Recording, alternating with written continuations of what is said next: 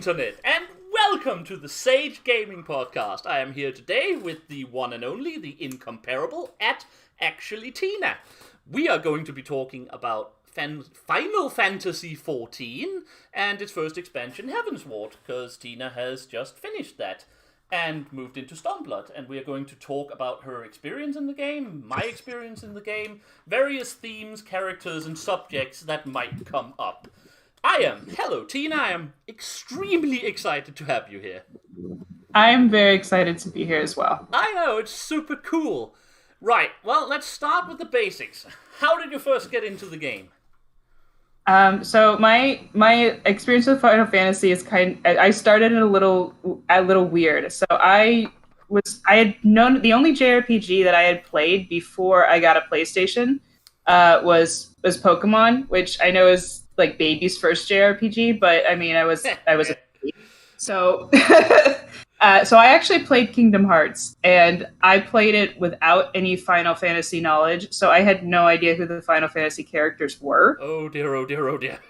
But they looked interesting, and one of my friends said, yeah, there's other games with those characters in them. They weren't just made for the game. And I was like, oh, really? And so then I ended up obtaining somehow, because I actually went to like a GameStop and it was there, a PlayStation 1 used version of Final Fantasy VII. And I played that and I loved it. And then I just kind of binged the entire series, what I could get my hands on. Because at the time I didn't know how to use emulation. So I just had my Super Nintendo and a PlayStation 2, which got me through most of the catalog, to be quite honest. Well, and a Game Boy. I would assume more or less, except maybe the very first one. From 4 at least, you should be able to play them, right? Yes. So, because I had a Game Boy and a Nintendo DS, so I think that covered basically everything, because they made a bunch of the older ones for the Nintendo DS. Mm-hmm.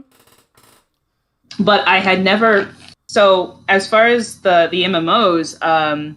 my experience with MMOs before Final Fantasy XIV is very brief. I think I played World of Warcraft for like 20 minutes and absolutely hated it.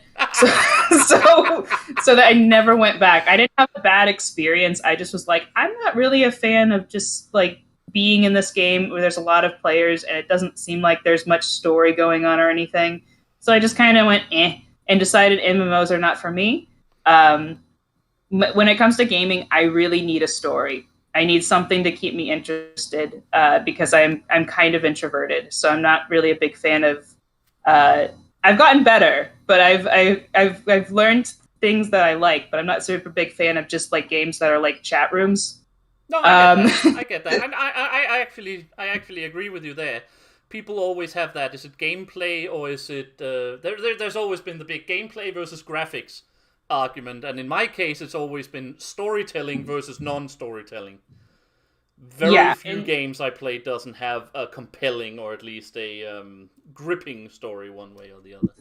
I think the only game series that doesn't have really a story but it's been able to catch my attention is the Monster Hunter series, and I think that's just purely because I like the monster design and I like fighting them. Well, that's whatever gets people into a game, right? Yeah. But so I didn't play the MMOs for so long for that reason. Also because I didn't have a computer that could handle it. So because I just had my laptop that was solely for schoolwork. So it could emulate things kind of, but it was anything that was like PS3 era on, it really struggled. Yeah. So that was not going to happen. And then I started grad school. I got a better computer, but then I had no time because I was getting PhD. And because by that point, people had told me that, no, it's a really like good story, Final Fantasy XIV. It's not like it's not like an MMO that you're thinking of. And I said, okay, I'll check it out. And so but I went to grad school, so I didn't have time to really play anything. And I graduated and got a job that now I have more time.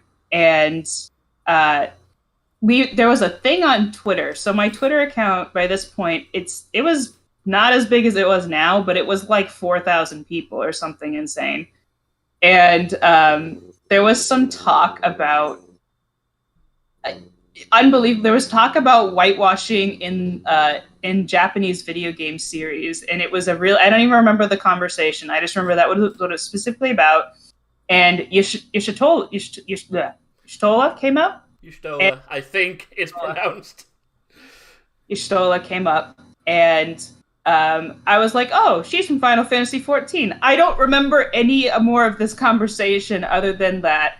I was like, because other than that, she came up, and then at some point her backstory came up, and I was like, "Man, I really need to play this game." And I was like, So I don't remember that conversation. And a bunch of people that I have a bunch of Final Fantasy XIV mutuals, whether they follow my threads or not. A lot of people that I follow and talk to on a regular basis actually played it. And so that was how I got started. And I got the free trial in February of 2021. And it's I've just been playing it ever since at my speed, which is it is what it is. It's Tina time. So well, that's kind of what makes it fun.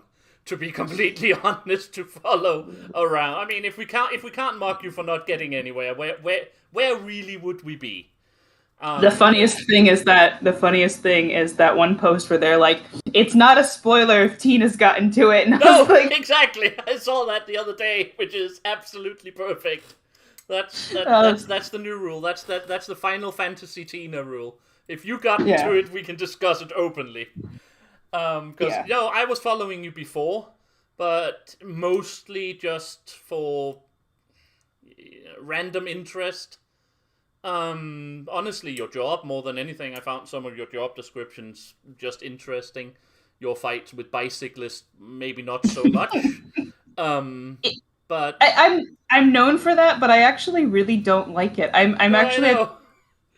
People don't believe me, but I'm a conflict averse person. I don't go out and start fights. It just happens. I make these posts, and these crazy people that really need to go outside just decide to be ridiculous. And I have gotten better at ignoring some of them, but sometimes they're just so crazy. I'm like, guys, please help me.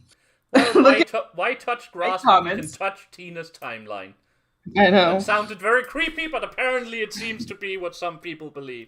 No, but I was already playing the game at that time, but I haven't actually been playing that long either.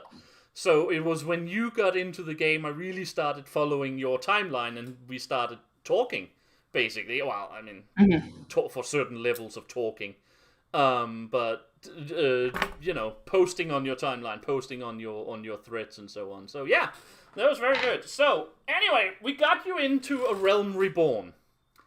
What is your opinions on A Realm Reborn? Everyone told me it's a slog, and you just have to get through it, and the good stuff begins. And that is kind of half right. It is very, the pacing is very weird, especially at the beginning. It starts really slow, really, really slow. And then it picks up around MSQ level 30, because that's when that's when everyone at your headquarters dies. And once Livia raids the headquarters, then stuff starts happening. Then it picks up, and then it kind of slows down again because you have to go and deal with Ishgard and their bullshit for 5 MSQ levels. And but so the pacing is a little weird, but I still, to this day, I think it's a very good, without knowing the rest of the story, but where I'm at now, it's a very good foundational start. Yes. I would say game-wise, it's a good 7 out of 10. It's not a bad game. It's not the best that I've seen from this game now. Going back and doing some of the old dungeons, which at first I thought were okay,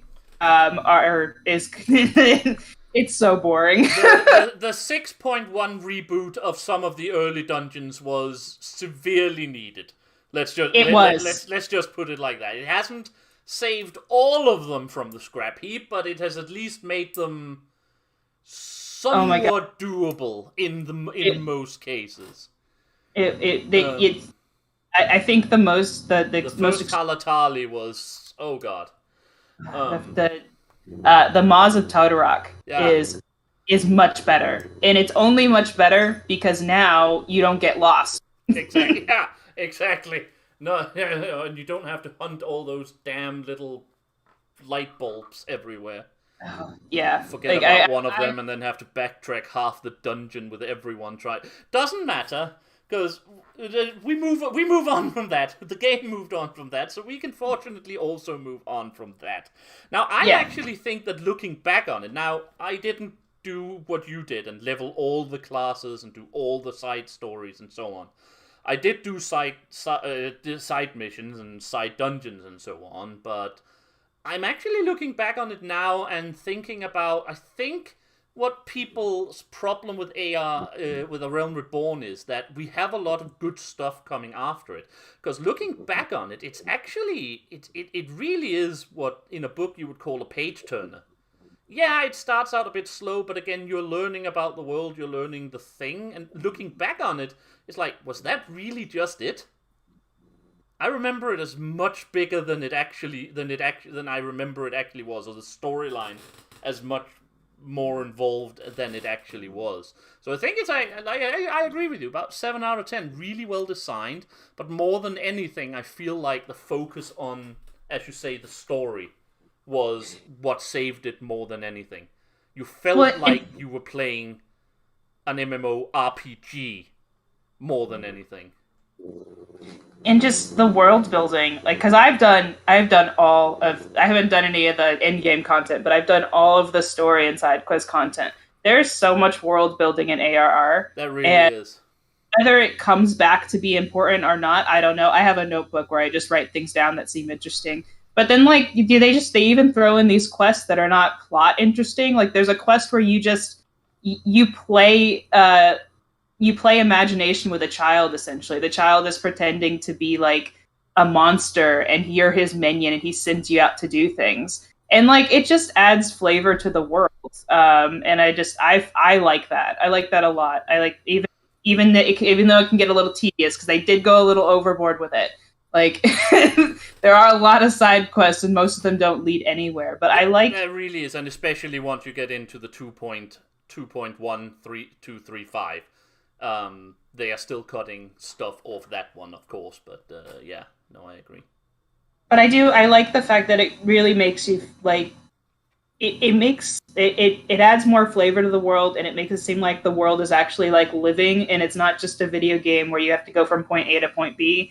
Like there's stuff going on. These NPCs they have lives and stuff like that. It's just very interesting. Yeah. It also adds flavor to your character because maybe you're a character like mine who wants to help everybody and just seems to do menial tasks. So when the characters make fun of you for doing menial tasks, it actually like hurts. but you know, or you're just someone who skips it. When this is done, when you've done with Stormblood, if you haven't, you need to read the Tales from the Storms stories. There is one where Alice A has some comments about that, but I'm sure you will get to that in time. I read some of the tales from they did some with Heavensward, and I read them after I finished. Yeah, always read them after you finish. They have spoilers. Yeah. Every one of them, or not every one of them, but you never know when you're going to run into a major spoiler. I guess I just spoiled that Alice A will survive Stormblood, but you've seen the Endwalker trailer. It's not really the biggest in the history of the world. Yeah, no. It's like they're in the Endwalker trailer, so I'm like, oh, they're at least alive through Endwalker. I don't know if they saw Endwalker, but I know they're alive through that. And I mean, honestly, I figured the twins were probably safe because I feel like Yoshi P and team don't want to kill off 2 children. No, I think that has to do. I think that has a lot to do with it as well. I think there's also. Well, no, we're not going to talk about that. We're going to talk about that come a later date, especially after Stormblood. But no, I didn't. Sorry. I didn't read all of the tales after Heavensward. I think Square published a hardcover copy, and it has all of the Tales series. I'm not advertising, but I'm bringing this up because it has all the Tales series, but it's in a hardcover copy, so you don't have to read them on the website. I actually bought it. Oh, awesome. I am not going to read any of the ones that are expansion packs that I haven't played yet. But no. Like I said, that's a bad idea. Some of them you can read without any trouble, and then some of them, oh, good, you just spoiled every single bit of the game. Since all of them comes out after the various, or most of them are set, at least with the knowledge base that you have completed the expansion. Yeah.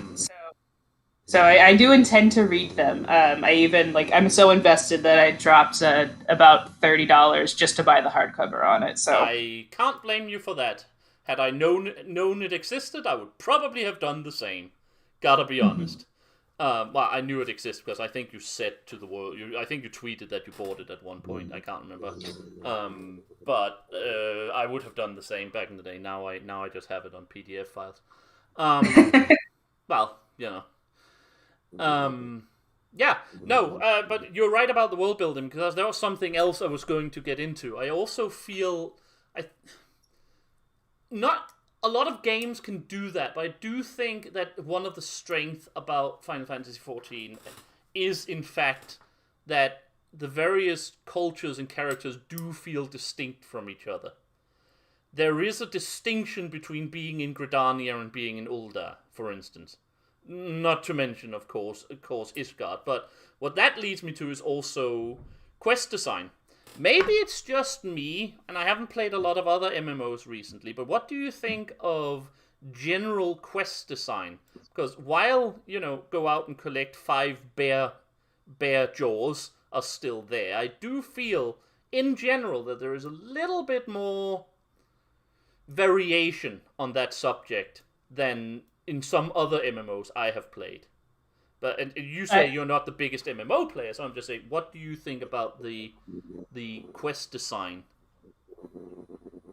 I think I definitely see where it is. So just going up through I'm only going to talk about things that go from 3.55. I'm not going to talk about anything regarding Stormblood. Nope. But from the quest design, from when I started playing in 2.0 to 3.55, I can see that they definitely evolved over that short amount of time. Because the quests at the beginning in 2.0, they're very simple. A lot of them are fetch quests. A lot of them are go to this thing and beat something up and come back. And I will say that in really early ARR, and even to an extent the later parts of 2.0, it can get a little tedious, and some parts drag, especially if the story is also dragging at that point, and it can get really tedious. By Heavensward and the later later ones, they definitely do try to put variation in. It doesn't seem as like it's so much of a slog. I also think it helps we suddenly get the beast quest, the various beastmen quests. They add a little bit of variety to things. Whether or not it be beast quests everyone likes, or the Moogles, who not everyone likes. I'm very fond of them. I'm not gonna lie. I like the Moogles. They are always entertaining, if nothing else. I like the Moogles and I like the Sylphs. Their quests are. Some of their quests can be a little tedious, but as far as like the beast tribes themselves, they are the most entertaining so far, because they're just like, it's like, what if little children ran an entire society, but they pull it off? Yes. And it's just very cute and wholesome. And then, I like all of the beast tribes. There's not one that I think I hate. The only one that I'm kind of on is the kobolds, just because as fun as the storyline is for their particular tribe, I don't think we helped make their society better. I think we might have made it worse. Oh, I'm sure we made it worse. We definitely made it worse. If nothing, we definitely make it worse. If nothing, the only thing we really did was ensure the advancement of people we just happen to like, basically. We taught this guy self-confidence, but then he blows up like a shit ton of things, and it's like, maybe I think we created a monster. We did create a monster. Fortunately, he's too lazy to actually do something about it. That's what I tell myself to sleep at night. And then his girlfriend dumps him at the end of the question. It's just such a all the tribal quests up to this point are like super wholesome. You're like, extending an branch to like improve relations or whatever. And then the kobold one is just like, you give this guy self-confidence, he blows up a shit ton of kobolds, and then his girlfriend leaves him, and he goes and takes a nap. That's literally the quest. To be fair, well, I didn't pay too much attention to the kobold quest. Well, I did, and you're absolutely right, but the kobolds more than anything, I just can't get over their naming schemes. I just absolutely love their naming schemes. It made me giggle every time I went to talk to them. I will say they made up for it, kind of, because I don't know if they knew that the kobold tribal quest is kind of weak, but or if they know now, but they definitely made up for it to made me feel more likable towards the kobolds when they introduced I forget what his name is. The child. The child and the tempered child. That whole plot line was really sad. I assume since everyone here is ahead of Tina, we're talking about a child that watched his parents get tempered, and then Alice has to try to take him under her wing. It's very sweet. No, that's actually that's not what happened. His parents were taken to be sacrificed, like murdered. Oh, and, right. Sorry, my bad. And I mixed that with another one. In the process, he actually sees their dead bodies, and he freaks out, and understandably, because he's like a kid, and he begins crying, and like in his screams of anguish, he accidentally summons Titan, and then immediately gets tempered. That's how it works. Exactly, that's how it works. Sorry about that. I mixed things up. Yeah, no, he didn't see them get tempered. He saw them dead, of course. That's and then so it was his emotional outburst that basically did the summoning, which was very tragical. And then Alice, the only reason he's alive though is because of Alice, because technically you're supposed to kill anyone who's tempered. But I don't know what she did. She convinced the guard to like not kill this. Well, it's Alice. She shouted at them until they said, "Okay, please, just stop." We'll keep him alive. We'll just say he's catatonic. Yeah. I think it helps that he's that form of tempered where they just go catatonic and he's not like proselytizing. Yeah, exactly. It's not like he's a big danger to anyone right now. So, but yeah, so that's it. That helped me like the kobolds more than the entire tribal quest, which is unlike any of the other tribal quests. If anyone hasn't done them yet, at least the ones through Heavensward that I've done, they're completely worth your time. Absolutely. If you haven't done Beast Quest, get the Beast Quest done. They can be a bit. Of course, you have to invest time in them. But the storylines are amazing, and they often fit directly into the theme. We're getting back to the themes of the game later, but the Beast Quest tribes are very often like the very personifications of some of the overall themes of the game.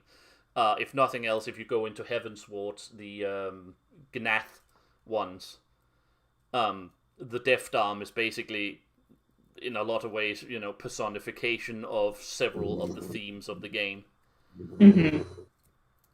The Gnath are insect men who are rebelling against a hive mind. It's really, really interesting quest lines from time to time. Yeah, basically giant ant people, and they don't at their base form when they're in the hive mind, they don't have a personality.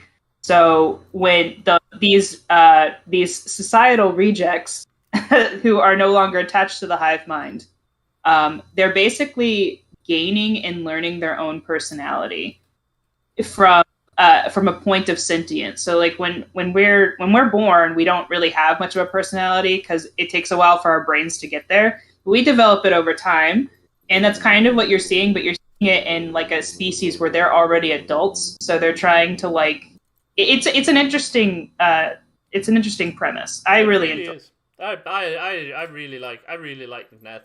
The Gnath is probably my favorite Beast Tribe storyline up until End of Heavensward. There's some good ones. I think the Gnath are my personal favorite up until the End of Heavensward. But that being said, let's move on. We'll get back to a couple of things later, but let's move on into the ARR, the Realm Reborn patch cycle. Is there anything from that patch cycle you feel is you want to discuss before we move on to Heavensward, or your impressions of Heavensward? I'm trying to remember everything that goes on in the patch cycle. So there's a lot of the patch cycle involved a lot of world building. You find like Garlean is in the middle of a civil war because the previous emperor died, and so that is going on in the background. Varys becomes. We never knew thee. Varys becomes king. You don't actually meet him till Heavensward, but he's there. He has a cutscene. And yeah, it's just they go into more tensions with and we learn kind of possibly how to destroy an Ascian.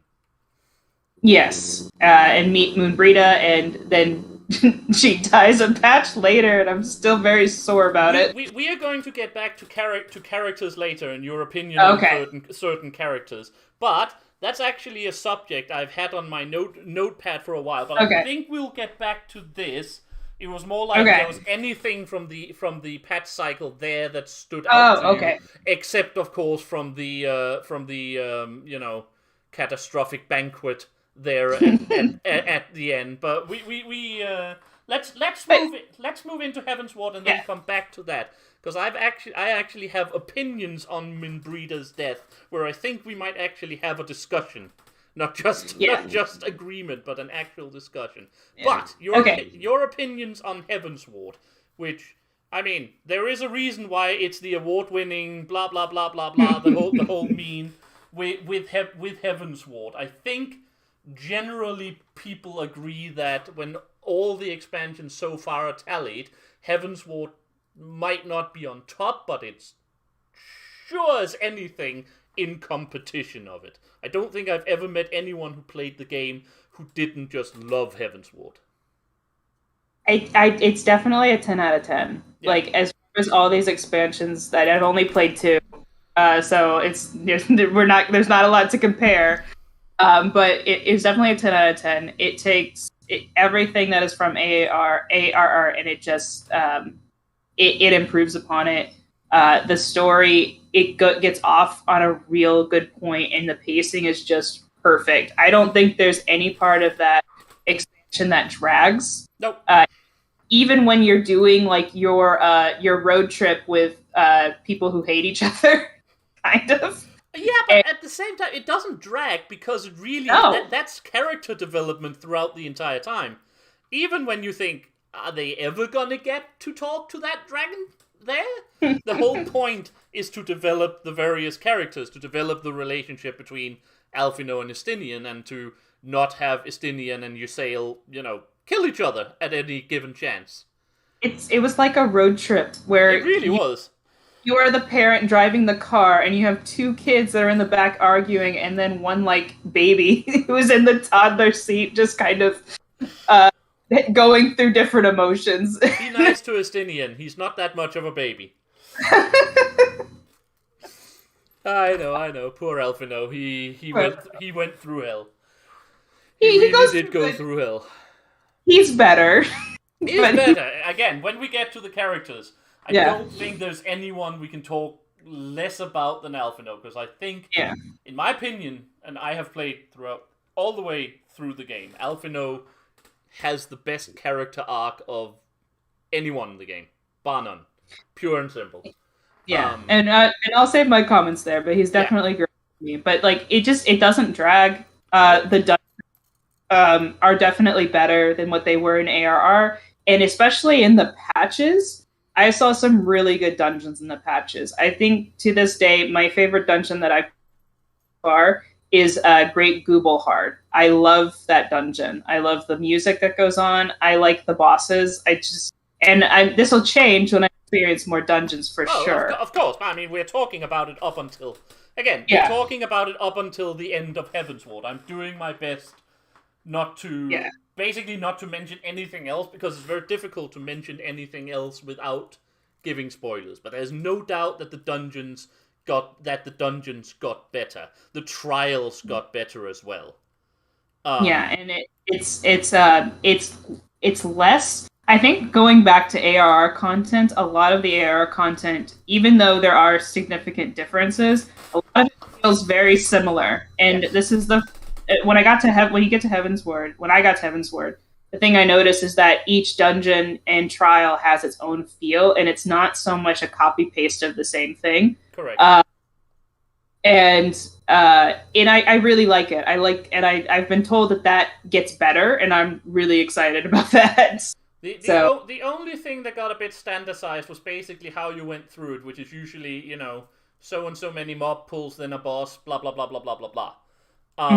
That got standardized in Heavensward.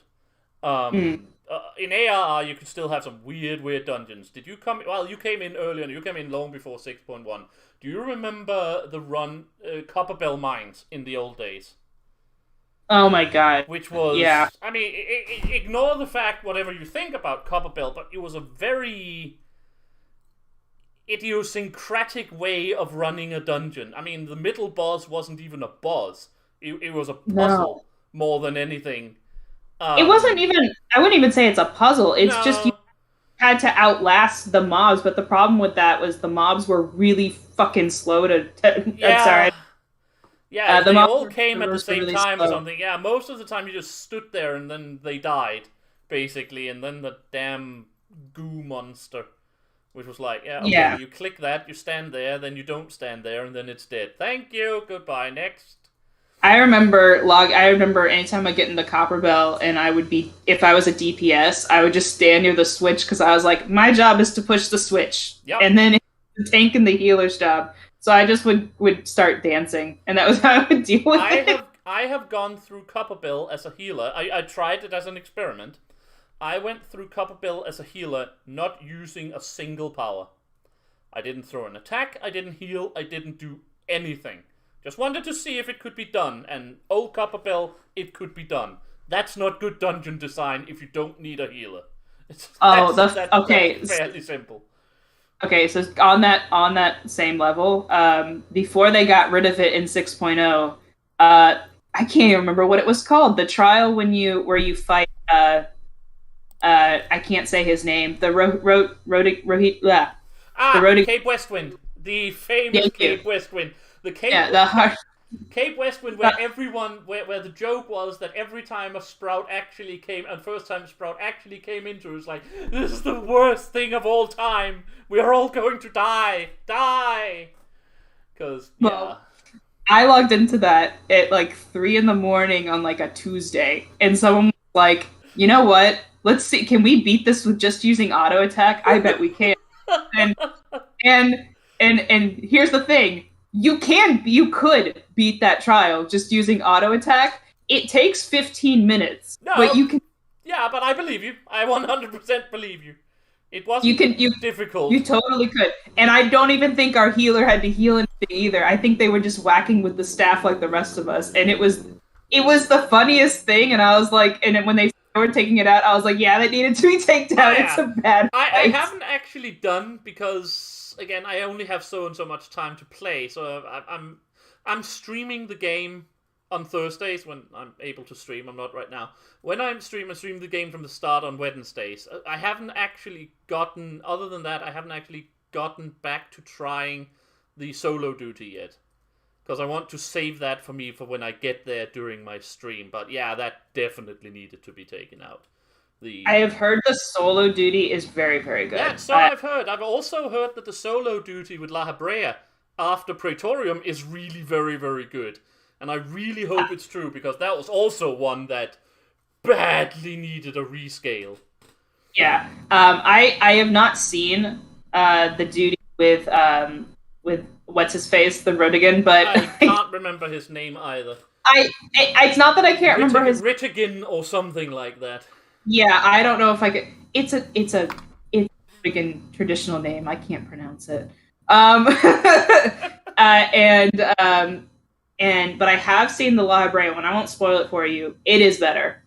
From what Well, it was. Yeah, I mean, everyone who has done it tells me it's better, and I believe those people. So it's not so much that I didn't believe it; it's more like I am glad because both of them really deserved that, in my opinion. Is Raitatin Sasavina is his name. There you go. And don't ask me to remember that in 5 minutes. No, I feel bad, but unless it's something like Moonbreeda or Merlwib, where they say it a bunch of times in the MSQ, I really struggle with the Rodigan, the Sea Wolf names. I don't know how to say half of them. I am Scandinavian. You would think I would be able to handle Celtic-inspired name, but if you ask me to pronounce Merlwib's last name, yeah, I'm going to have to. It's going to be a no from me, dog. I believe the expression is. Not a chance. If they say it enough times in the MSQ, I can kind of fake it, but yeah, no. Yeah. I also struggle with the French inspired Elza names unless they say it a shit ton of times in the MSQ, so I... Oh, absolutely. I just go with the most over the top parody French accent. Just for the heck of it. Especially when it's like the Elf Pope and so on. Oh god. Who deserves it. Yeah. But I agree. Heavensward is Heavensward. This is one of those situations. There's a lot of people who say that a game needs to start with their best, and yes, if Final Fantasy could start with Heavensward, yes, I agree it might have better player retention than Realm Reborn. I just don't think Realm Reborn is as bad as it is made out to be. I think Realm Reborn has gotten a slightly bad rap because what came after was so much better. I think you need a Realm Reborn. I mean, that's the other thing. You need the Realm Reborn to set up the world. You do, and because it does a really good job of setting up just how isolated and not nice. That's not. I could have picked a better word, but just how isolated and not very open to being kind Ishgard is. Yes. You go through those like 5 MSQ levels in Ishgard, and you don't even do anything. All it takes is this one asshole to be like, hey, I think these guys are heretics. And then everyone just suddenly turns on you, except Harsha. That's all it takes. And it makes you fall in love with Harshaphant, and I'm sure that won't come back to hurt anyone at any time during the game emotionally.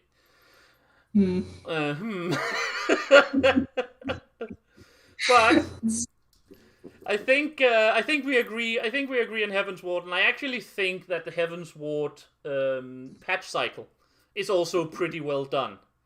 I think it's pretty good in setting up Stormblood.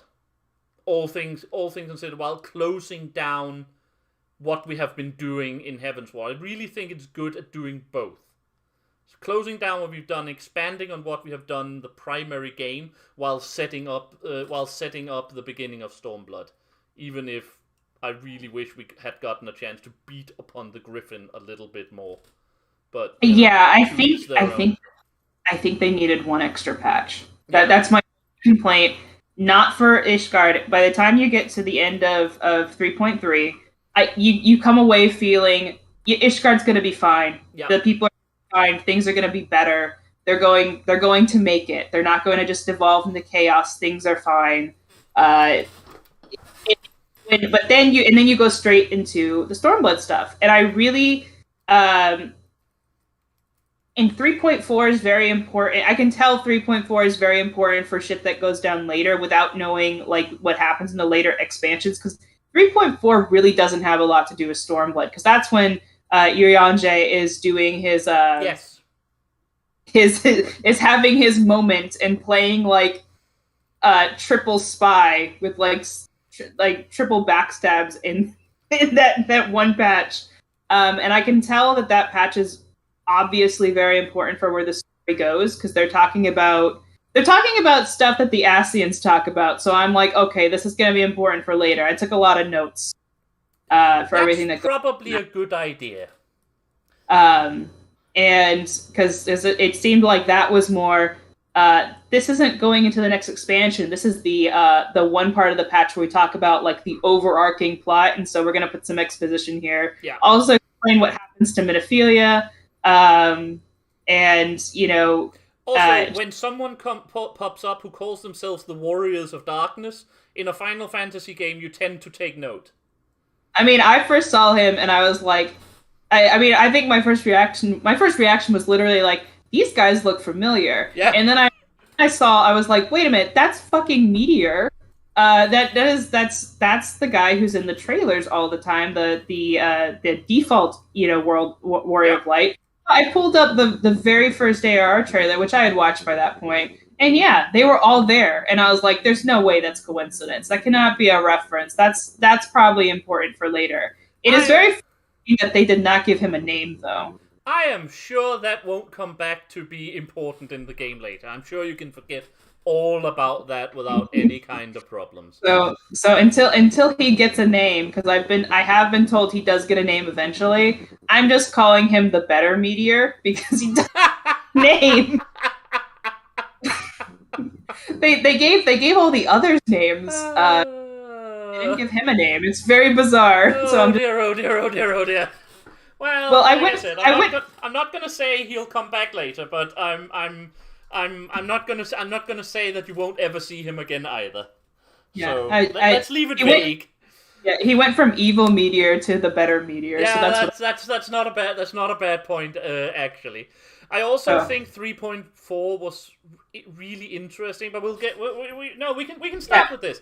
Well, let's just get that point out. I also think 3.4 was really interesting because it fleshed out Urianger as a character in a way that we really hadn't seen before. Not in the MSQ. So as someone like me who not only does everything but really, really likes Urianger. Really? I don't know if they can see it, but if you're in my Discord, if you're friends with me on Discord, he's literally in my profile pic. So I'm going to have to use this particular recording just as a background at this point during the podcast, because I am talking to Urianger right now. Yeah. So I really like him, and I like him because like I would go back and talk to his optional dialogue, and he just came off as like this kind of nerd who's like really smart but like socially doesn't like just is very anxious. But then you like talk to him and he's very, very sweet. Like he's just a very nice, sweet character that I think he genuinely wants to do good, but he's struggling with how to do it with his skill set. And so it was kind of neat to see him have his moment and figure out that this character isn't just a guy who researches. He's very much willing to put his ass in the line and have all of his friends hate him. Yeah. But he's doing what he thinks is right. And I can't disagree with the thing that he did, because he was basically setting it up. From my understanding, he was setting it up to try to help he heard the Warriors of Darkness's plight. And it's a very sympathetic plight, and he wanted to help them. He wanted to free Minophilia from her position as Heidelin's voice, because Heidelin was weak and needed her, and he didn't want to He wanted to get her, to have an option to leave that predicament. And he set those things up the best, and also set it up so that our world wasn't screwed over by whatever the world was. Exactly. And so it's just this really like multifaceted problem, and the solution he came up with, it was the only solution, and it wasn't the best solution. It didn't really help all parties to the extent, because it basically was like, I'm giving the Warriors of Darkness a chance to fix whatever's going on in their world. I'm freeing Minophilia, but she's not really free. It's kind of weird. And then also, our world isn't screwed, but now Minophilia's gone. And my friends are all mad at me because I did some shady shit and I didn't tell anyone about it. Exactly. So, yep. He comes off with a very selfless character. He does. That's why I like that one, because it really sets him up. We'll move into character chats now, both in general and certain specific ones. But this is exactly why I like 3.4. You're right. It doesn't do much to set up Stormblood. But I really do like it, because one of the things I was missing in Realm Reborn was character development and character sort of explanation for the scions. Yes, you can do the just chatting with them whenever you're around. But if you, like me, started in Ulda, some of the others you didn't. Who are they? Who were they? You don't see them very much. Ida and Papalimo, you talk to them for like 3 quests when dealing with the sylphs back in the first in the original days. It's like, yeah, I really like that they spent that time setting Urianger up as a man who, as you say, he really means well. He's really smart. He's willing to get his hands dirty. He is really compassionate. The only thing he kind of forgets, probably because he's a horrible introvert, is that he actually has friends who cares about him, and if he actually talked to those friends, he might avoid a lot of trouble. And I'm sure that won't be coming up again later as a subject. Yeah, and I do understand. I understand his plight too. He also didn't want to put his friends in danger. And like I understand, I sympathize with that because I'm a person who, when stuff is going on with me, I won't tell people, and it's a flaw because I know that they're there to help me, but it's like I don't want to drag them into it. Exactly. Even though they get mad at me for it later, like not seriously mad, but they'll be like, "You should have let us know that this was going on. You know, we could have helped." And it's like, so I understand that personality trait very well, and I also understand flaws that come with it. So do I. So Alice's reaction is entirely justifiable. And there's also the fact, in defense of Urianger, it hasn't been that long since his girlfriend was horribly murdered. So maybe an urge to, protect his friends, both from physical danger, but also from decisions that he doesn't feel they necessarily have to deal with, is understandable. If doesn't mean he doesn't need a cuff over the neck until he, wisens up. But I understand his actions. I never disliked Urianger based on this. I just, wanted to. You just want to, you idiot. You just want to like knock him on the back of his very tall. Yes, basically. To tell him to stop doing that. Yeah, that's a dope slap. Basically, talk to us, you fool. We're friends here. Yeah, and I do want to say the one criticism I have, because they definitely delve more into character development. Yes. With the scions, the only criticism I have is that Yida and Papalimo, unless you started in Gridania, they just do not do that well. That's my point. Even I don't think you get too much from Yustola in Realm Reborn either, but even then it's a lot more than the 2 Gridania people. Yeah, and then that's why I personally think there should have been another patch, maybe 0.45 or something. I agree. That was very Ida and Papalimo focused, because they were out of the story for so long, and they do salvage that a little bit in 3.5, 3.55, but then Papalimo dies, and that's the problem. That's where I wanted to say that I felt like they should have expanded generally upon the science, but yeah, especially those 2. It's supposed to be a very emotional moment, and my only reaction was, "Oh yeah, he was there." And now he isn't. I haven't seen him for an expansion and a half.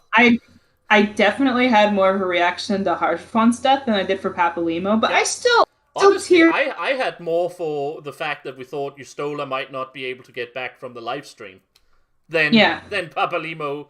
Okay, he did great. He contained Shinryu. Didn't think it could be done. Honestly, if you notice, what Papalimo's doing to Shinryu is precisely what Louis Soir tried to do with Bahamut back in the day. I mean, his master's greatest student indeed. Very, very. There was potential for this to be a very impactful moment, but unless you started with him, it just isn't there. It really doesn't work. It was a very impactful scene. I still teared up, and I was very, very sad. But I mean, I definitely can see. But I'm also. It does not take much to make me cry. I get really invested into things, and then, and I'm also weak. I'm so weak. I cry at the drop of a hat. So that doesn't really mean anything. But it definitely was an impactful scene. They did that scene very well. They did. It just would have had more impact if we actually knew him. Yes, and unless you started in Gridania, I don't think you got that. I don't think you did either. I spoke to him. And then I spoke to him. What you speak to him like 4 times during the entire yeah, game, basically.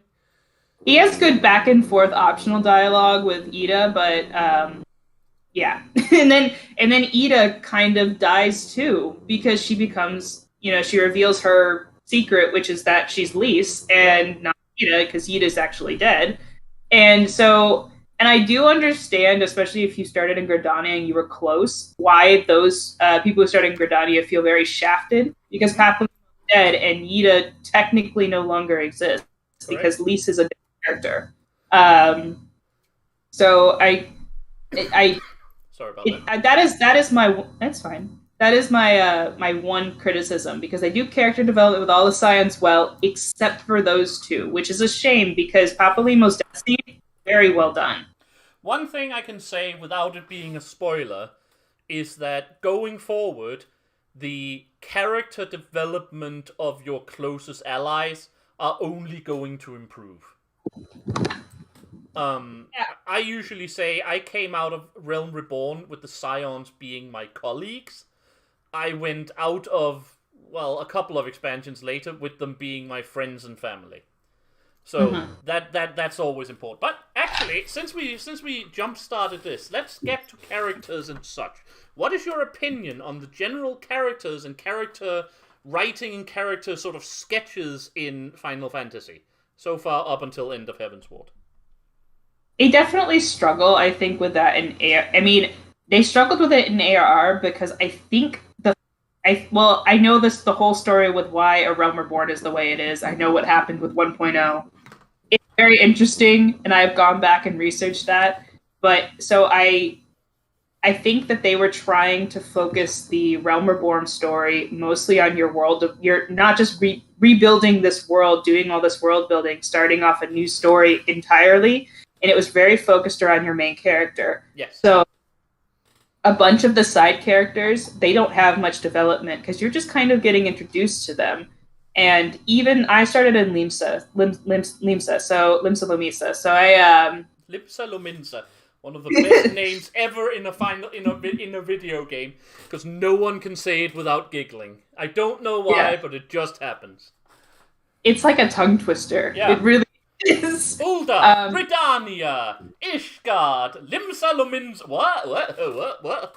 Yeah. Fine. So I started with Y'shtola, and there wasn't a lot of character development. I liked her. I thought she was cool, but there wasn't a lot there. And then you kind of do these little mini adventures with each of the regional scions. So you have Thayer with Ulda, Ida and Papalimo, and Y'shtola and Limsa. And you kind of get to know their base personalities, but there's not much character development. And then midway through the story, you meet Alice for 5 seconds, and then she goes off. Well, you meet her at the very first part of the game. She's in the cart that takes you to your starting city. She doesn't say anything, but she's there. Yeah, she's taking a nap. And here is a little fun story and a little embarrassing story for me. I was so focused on just the trip, and I went to Ulda, so we were attacked by Amalja, whatever. Well, spoiler, if you start in Ulda, your card is attacked by Amalja. But I was like, eventually, my friend Egris, I have a friend called Egris, you know her from Twitter, of course, and she was like, yeah, the twins in your card at the beginning. I was like, they were what? I had to go back and watch that. Oh yeah, they're sleeping over there. That is actually very true. I never noticed. Yeah. Okay. So I didn't know who the twins were. I mean, I had seen them in the Endwalker trailer, so I kind of noticed them. And they sleep, and then they just kind of sleepwalk out of the cart when you get to, and they just kind of go off somewhere. And then the only time you see them again is when they're creepily following you around the diplomatic tour. I know. It's like, who are these people? Why? Also, why do they look like they're 10 years old?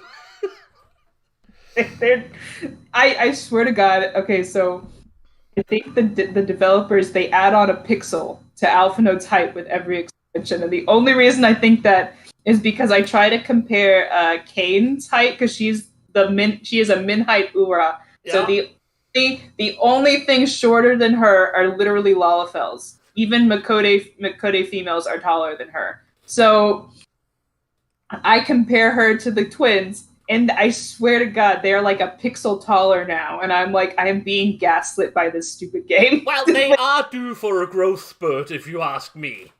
Yes. I mean, I suppose, I think the argument is that around 18, 19, 20, Ellison's, grow like a foot or more, which must be very painful, by the way, and not very conductive to studying, so I hope most of them are out of the university already.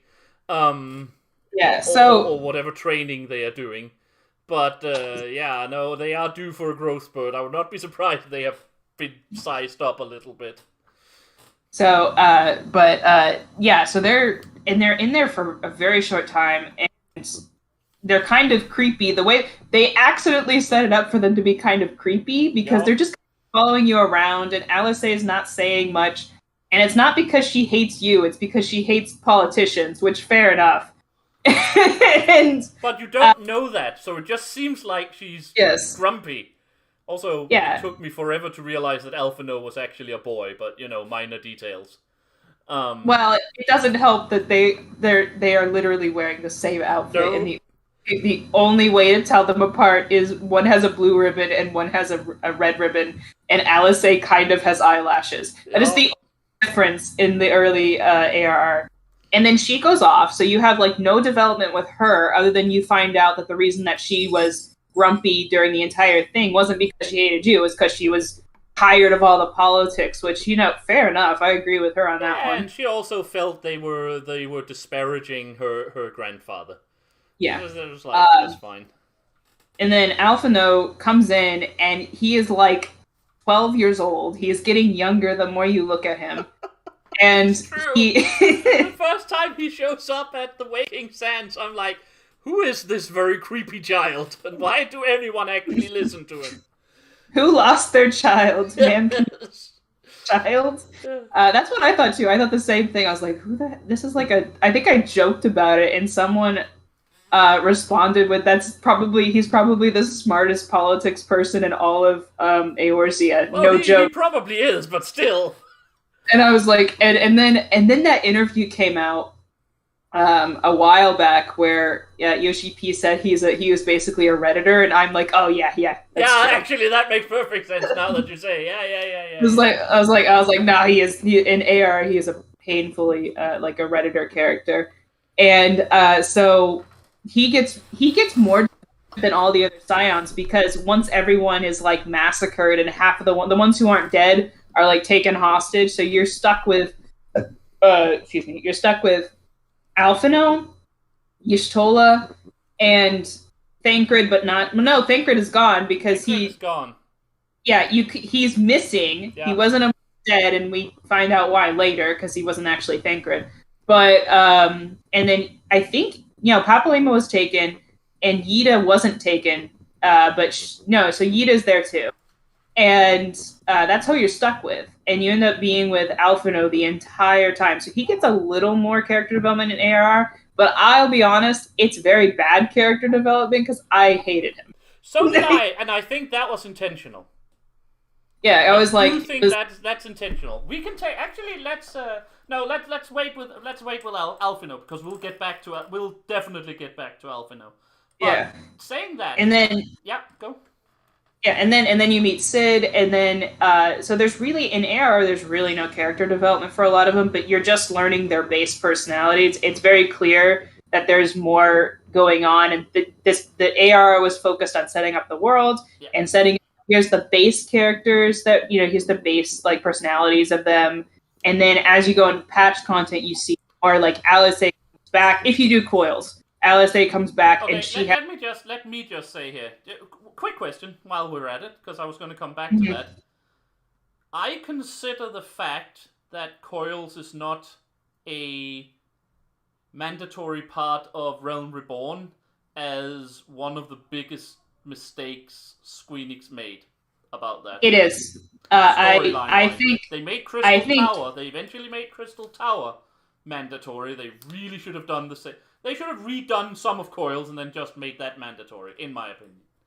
I agree with you. I think that it should be mandatory. However, I know why it's not, because it's things like the nail fight are ridiculous, and That's why I said I think they should have redone part of coils and then put it back in the roulette. Yeah, I mean, I also know, it's referring to 1.0. Players who play 2.0, players who play Realm Reborn don't actually need to know anything about 1.0 more than is already explained in the game. So I get it, but I really think it's a missed opportunity because the lore and world building and character building is rather important. I'm glad I did them. I'm glad someone said go out of your way to do them. Yeah, Just make a party finder group. People will come and they'll do it for you. They'll help you do it. You can usually get all you need is a couple of max levels to do them. Because I feel like it is essential for understanding how the twins go from ARR to Stormblood, because very important. And also you get to find out what actually happened during the calamity. Because okay, you can figure it out. Louis Suave did something that saved everyone, but it wasn't really made clear what happened. And it's also the first time you see that humans, well, not humans, but Ellisons in this case, but yeah, the spoken races.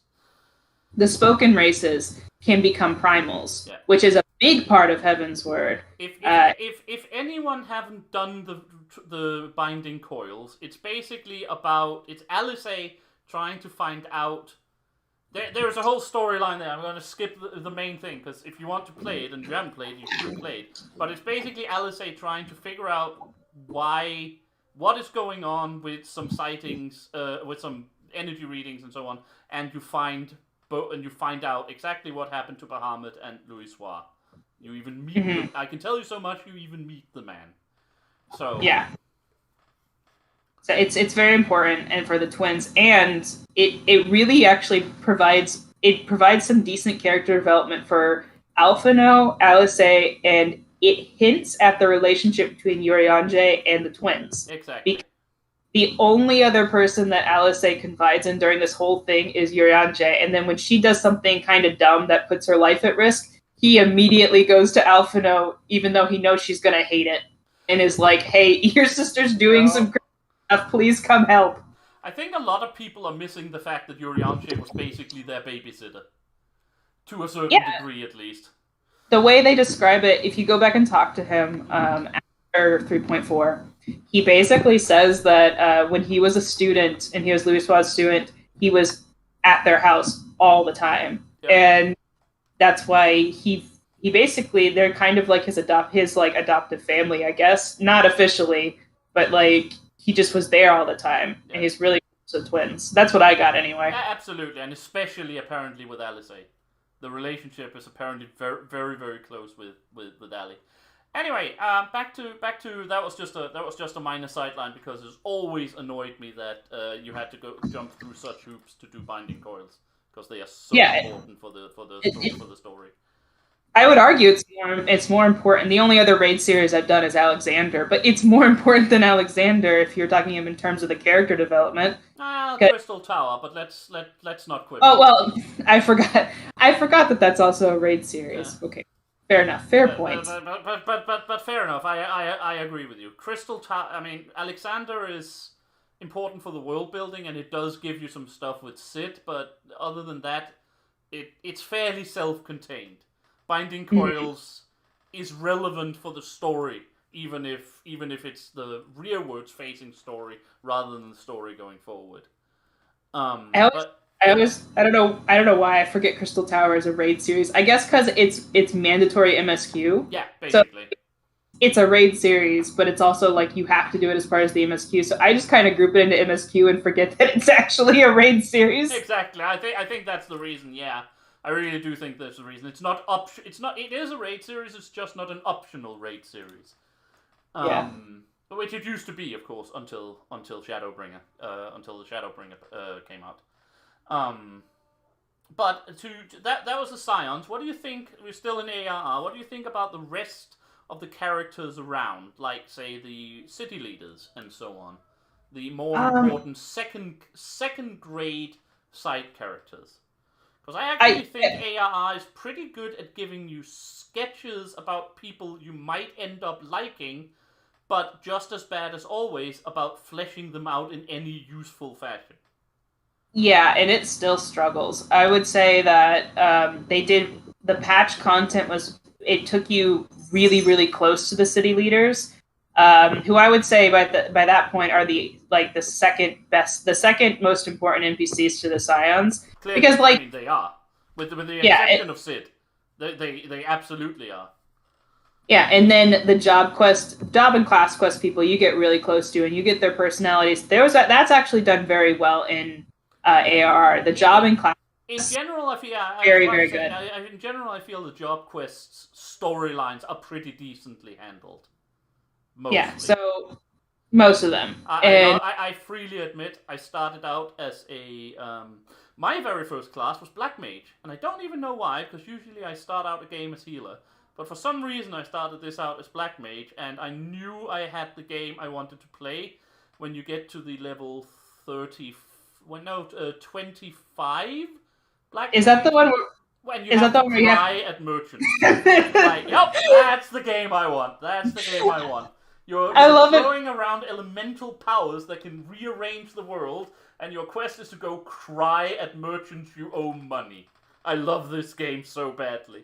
Well, and the reason is hilarious because the previous quest before that, you brought back a bunch of stolen ether that was supposed to go back to the merchants, but then you go back and one of the 5 quintuplets that have literally the same name. The Black Mage. If any of you haven't played Black Mage storyline, you basically have 5 trainers, and they are all Lalafels, and they are all Lalafel. Well, basically quintuplets. And they are freaking hilarious. And then they go, so we were supposed to give that ether back, but then we ended up drinking it all. So can you please go settle their debts with the angry merchants you want to kill us? And remember, if you can't convince them, you can't really kill them, but if you can't convince them, you can try crying at them. Unashamed bawling, that'll do the trick. I love that so much. Yeah, and so I would say those NPCs in the class and job quests are fleshed out very well. That's probably some of the best examples of character development. And it's very weird to me, but I guess because you do spend a lot of time with them, but I would say they get more development than the Scions. But then the next second important are your city leaders. Yeah. And they do a very good job of introducing them. I would say that Gridania once again gets kind of well, there is a reason why people call Canisena the living plywood. I think it's unfair because she does have a recognizable personality. It's just that it's very passive in a lot of ways.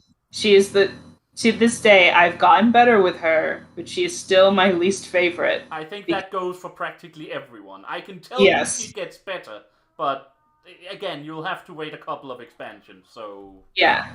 So, but Merlwyb I start off with Merlwyb. Merlwyb is just great, and she's awesome. But I remember the first time you got to her, you just posted a picture, it was like, Mommy! Or whatever it was. It was... And I think that's the response of everyone who visits her the first time. It was awesome. It was a picture of this really tall girl picking up a really short girl, and it was like, oh yeah, that was it. And I was like, oh. Now I happen to really like Raban. I have my issues with Nanamo, but that has more to do with the fact that I think she's played very, very well as a very over-idealistic 20-year-old, which she is, by the way, supposed to be. She's played very, very much like the very idealistic, over-enthusiastic 20-year-old who really has no business being in charge of a city like Ul'dah. But I understand. But I really like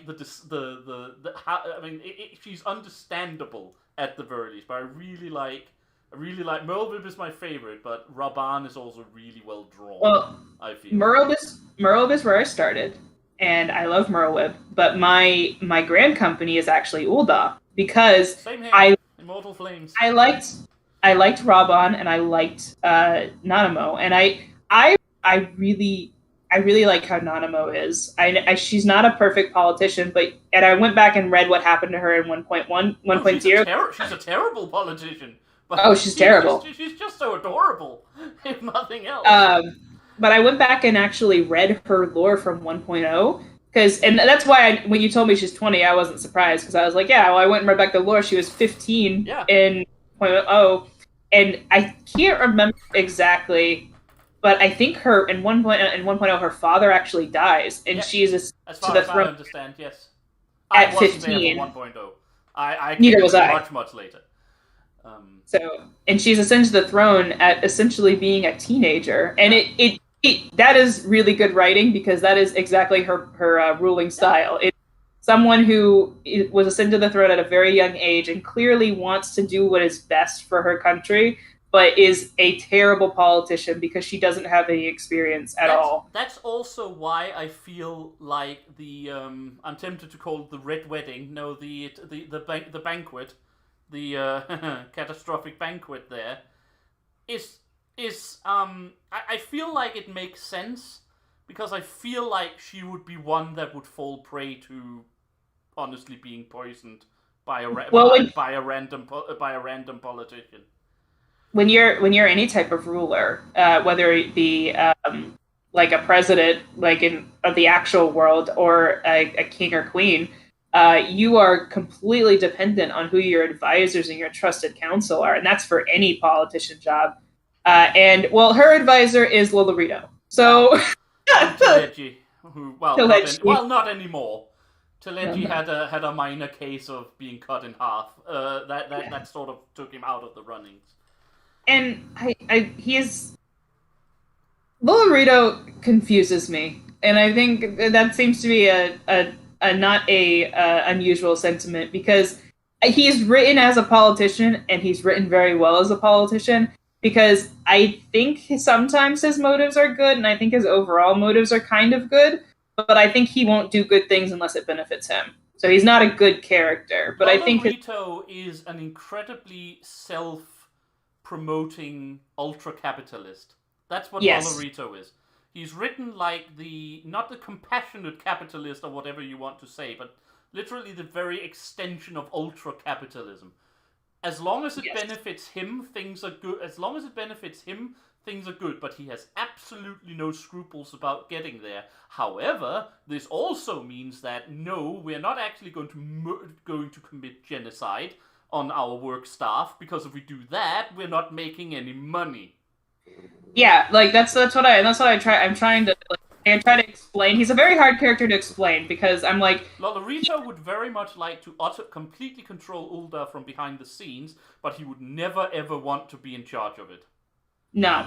And he also, it didn't benefit him to actually kill Nanamo and cause all the chaos, because he's like, when Ulda is in chaos, I'm not making any money, therefore it's not good for me. So it's like he's kind of a good character, but his motives are not good. Like, his motives are self-serving.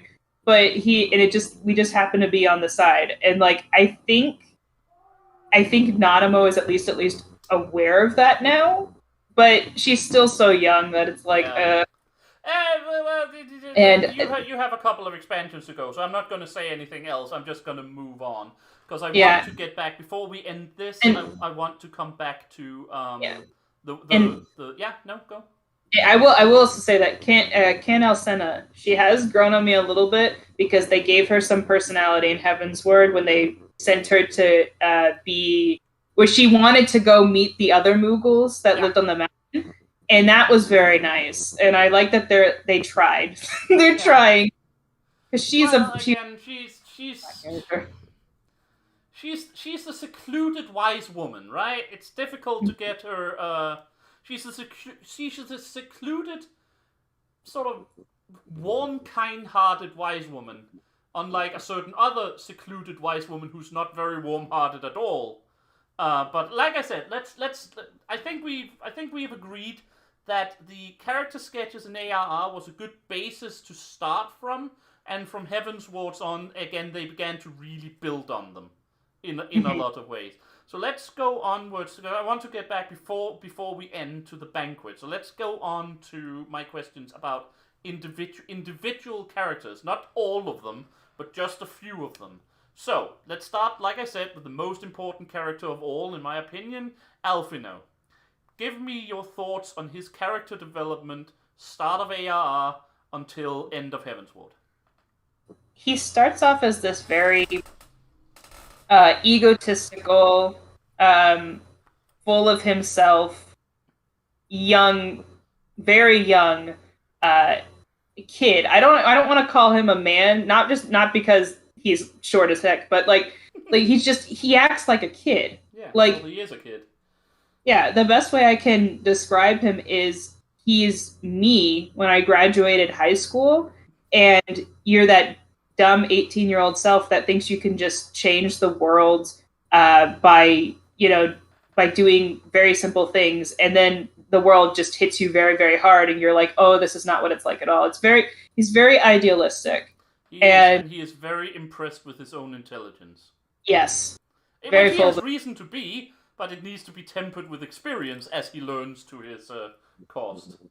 And then he and then he just gets horribly he has the worst vibe check in the world. He just gets not only betrayed, he's now a fugitive, and half of the people want to kill him or imprison him for treason, and he's completely innocent.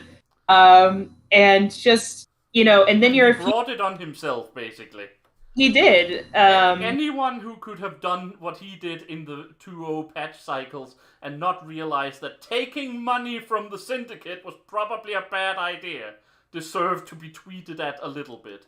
Yeah, and then to kind of rub salt in the wound, unintentionally, because this was not her intention. Alice is the one who actually saves them by sending. That's glorious. And you can tell that it was not meant to hurt him, but like it was more like, hey, you're in danger and you're my brother. I'm going to like make sure you don't die. But it was just like not a good. It was probably not a good feeling. No. As someone who has 2 younger twin siblings, anytime they have to save your ass because you did something stupid, you appreciate it later, but you're also like, this sucks. Yeah. So there's that, and then you get to, and then through Heavensward, he's like recovering, but also kind of learning that you may be smart, but you don't know. You don't know how to. You can't. Just because being smart doesn't fix everything. Exactly. You can't count on your intelligence to fix things. Yeah. Things are you can't fix everything yourself, kid. You're 18 years old, 17 years old, actually, and you don't know enough. You might be smart enough, but you don't know enough. Yes. And it kind of... He gets mad at Matoya, but she says something around the end of Heavensward that's really important in regards to like Minophilia, where she's like something, I don't know the exact quote, but it's something like, off the top of my head, but it's something like, we all die, we just don't know when it's going to happen. Yep. And you can either wallow in misery or just accept that this is what's going to happen and move on. Everyone has to you're on this journey and you know what your goal is, and you're not going to come out unscathed. That's not what she says directly at all. I'm not directly quoting her, but that's basically what she says. And he's like appalled by it because she just kind of shoved off Minophilia's death. But when you have a character like Matoya who's ancient, and she's like, I have seen this, I have lived through this multiple times. Wallowing around in your own misery does not help when it's what is going on, and you can't change someone's mind because she's like, Minophilia did what Minophilia wanted to do. Yeah, and also you can only take responsibility for your own actions and try to change the consequences of them.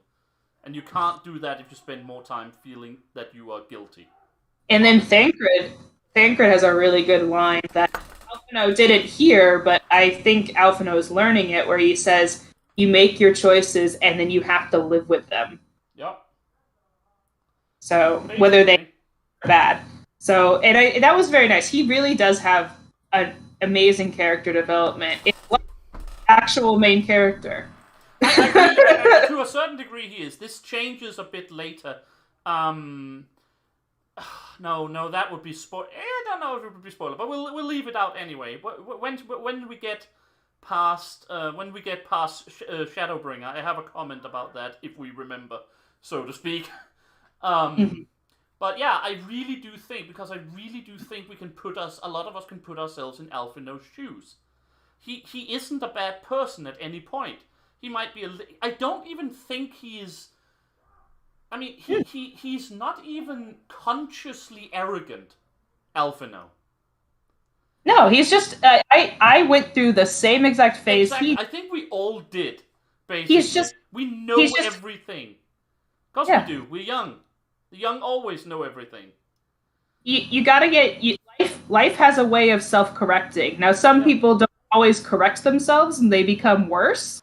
But Alphino did what most people do. Yeah. Come out of graduating from high school, you're finally an adult, and you think that you can take the world by its hands and make it your own. And sometimes you can, but most of the time you do it in a wrong way, and life will correct it. Yep. You do something stupid, you hurt somebody, you accidentally create a wrong impression or something, and it just, the reality slaps you in the face. And we've all been there. So I never hated him. I always say hate's a very strong word, because it is. There are very few characters in the game that I hate. Yes. There is a couple, but mostly that's based on annoyance rather than anything else. I think the only one I really hate, like really, really hate, is Griffin, and that's only because he's one of the few we don't get to punch in the face. Like, really punch in the face. I hate it because he kind of got what he wanted. He won. In the worst way possible. Yeah, I have said that before. This is purely and simply, the Griffin is purely and simply a villain victory.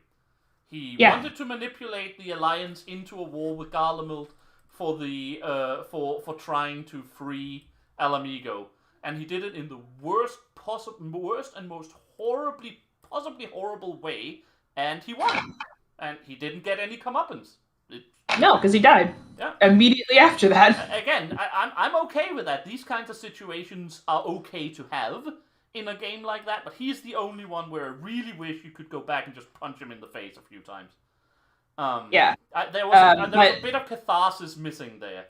Like you said, they could have used an extra. I think they might have been able to use an extra patch cycle there, just to work on that aspect of it.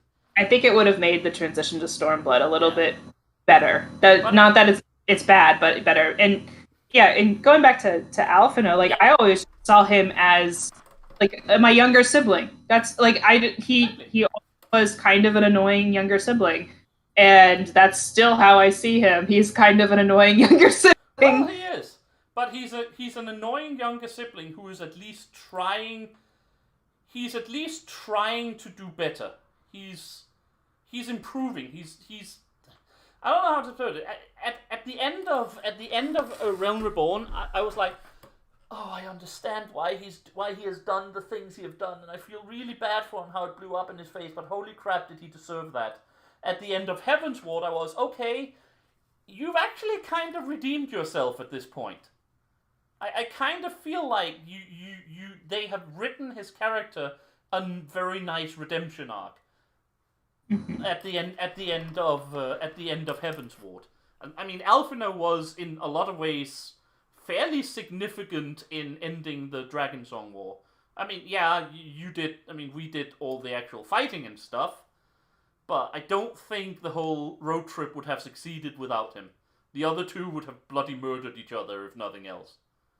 Yeah, they were, and also Estinian was very important for him, clearly, and I think that's because they are brothers now, right? Yeah, no, Estinian got his little brother back in a way, and Alphino got the brother that he never had. Yeah, the big brother the big brother he never had, exactly, and that he desperately needed. Yeah, exactly.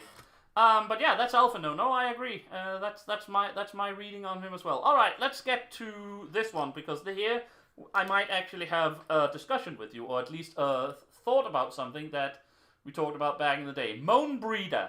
We're not going to go, guys who watches this, we're not going to go over everyone. We don't have time. That No. way we would be here forever. So I have like... We'll be here for 16 years. Yeah, exactly. So I have 3 or 4 characters, well, maybe 5, where I want Tina's opinions on, because I feel like that can lead to discussion. Moan Breeder. Your thoughts on Moan Breeder? I wish we had more time. I think I think it would have made her death more meaningful than it is. But because it's not unmeaningful, and that's not what I mean. But I mean, it would have been more impactful because she's literally in it for like a patch and a half, and she steals every scene she's in. She's great. She was sorely needed for Yuanje's development. I think she's sorely needed for a lot of the Scion's developments, to be completely honest. Actually, you're very right, because she was friends with all of them. Yeah. There's an emotional like scene where she's beating Thancred at a drinking tournament, and it's great because Thancred is dead. To be fair, whenever Thancred... Listen, the game takes pleasure in humiliating Alphino now and again. I also like it when the game takes a little bit of pleasure in humiliating Thancred. He deserves it as well in a lot of ways. Well, actually, no, he doesn't, but he's so very good at suffering. No, he deserved the being drunk under the table by Moonbreeda, and then immediately after his harem of women comes and confronts him. I know! Really funny. It's like, I'm the one, oh dear, oh dear, oh dear, oh dear.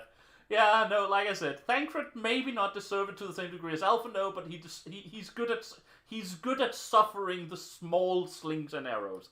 No, I agree with Moan Breeder, but I don't actually necessarily think killing her off when it happened was the wrong concept. Because what I felt it did, I mean, she could have survived another patch cycle maybe, but what I felt it did and what I felt it was important at was that it centered the Ascians as someone you cared about. Up until then, I mean, I agree it would have been nice if we had Moan Breeder from like midway through ARR. She could have played a role there. But at the same time, then her relationship with Urianger might have actually developed, and I think I feel like it's also part of his personal development that they never got a chance to fix something there. But up until now, the Ascians have been, up until her death, the Ascians have just basically been the generic Doomsday villain. We don't know too much about them, and La Habrea just shows up and have some speeches, and especially in the old days where you played the original Praetorium, you have a fight with him and he goes down in 30 seconds flat. With them, in this particular case, Igorthorm, I think. I can't even remember who he brought. God, I can't remember which one of them he brought with him. But the one who actually kills Moonbreeder, I think... Nabrales. No, that's Nabrialis. Sorry, yes, not Igorthorm. Nabrialis. I think it centered the Ascians as someone for whom you have emotional investment, and it's centered them as people you need to pay attention to, because exactly. They're not just generic Doomsday villains; they're actually important here. There's something going on. They're working. It was hinted at with La Habrea. It's hinted at even better with La Habrea's new scenes. I'll say that. Yeah. That there's overarching plot going on, and you really needed it, and you also needed to show that they aren't immortal. Exactly. It's just this is how you can kill. This is how you can actually destroy them. It's just the way we kill them is not efficient, because the only way they were able to kill him is Moonbreeda basically sacrificing her life essence. Yeah, when we finally take out La Habrea later, that demands something else that isn't very popular. Also, very popular. I meant very positive. A very positive development. That was just, he was just hoisted by his own petard. It was kind of beautiful. That was great, by the way. That was lovely. But I really feel actually that Moonbreeder's death was a good thing. No, it wasn't. I miss Moonbreeder. I still wish she was in the game. But I think it was a really good thing because it centered and made an emotional connection to the Ascians as villains, who had up until then basically just sort of been there.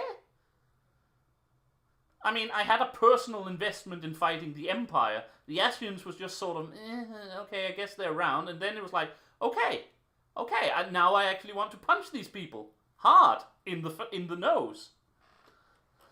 Yeah, it definitely, I think if they had more time to develop what was going on with her, there would be less discussion about her being a fridged character. Because my personal opinion is she was not fridged. She wasn't. No, she absolutely was not. I reject that entirely. Yeah, because a fridged character, in case people are watching this who don't know what a fridged character is a character who is killed for the development of a male character. Wow, theoretically any other character, but it's usually a woman. It's usually a male, a female dying for a male. The female dying for the sake of a male's development, yes. And people use that because it's very clearly a big part of Irianje's development because they were really close friends. I mean, he says and she says that she was basically his only friend throughout childhood, who was actually a friend to him. Exactly, and they were obviously on a cusp of a relationship if he could actually get his introverted ass together and say something to her. Yeah, and like that's it. It's clearly it was not unrequited. It was just he didn't feel like he hadn't gotten the confidence to obviously move forward because she immediately would have said yes. Are you kidding? The very first scene where she comes in and just strides over to him and lifts him up, it's amazing. It was like, she won me over right there in the very first cutscene. Hand me. No, you do not. Keep having him. And then she talks about how he begged her to come and said you cannot, like something like I need you to satisfy this need, and Irianja cuts her.